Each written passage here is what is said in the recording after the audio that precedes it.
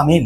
হায় আল্লাহ, তোমার এক বান্দা ডক্টর সাইদুর রহমান, তিনি আমার কাছে দীর্ঘদিন ধরে দোয়া চাচ্ছিলেন। আল্লাহ, উনি সরকারি মন্ত্রণালয়ের বড় চাকরিজীবী, এখন এখন আছে কিনা আল্লাহ ভালো জানে, তবে রিটায়ার্ডে গেছে।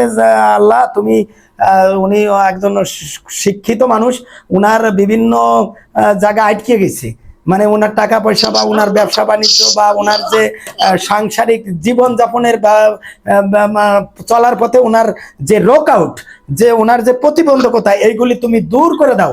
হায় আল্লাহ, তুমি ডক্টর সাইদুর রহমান স্যারের অসুবিধাগুলিকে তুমি সুবিধায় রূপান্তরিত করে দাও।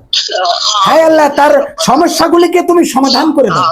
হায় আল্লাহ, তাকে তুমি এতটুকু ধন দৌলত দাও যতটুকু তোমার নাফরমান না হয় এবং যতটুকু অভাবে না পড়ে।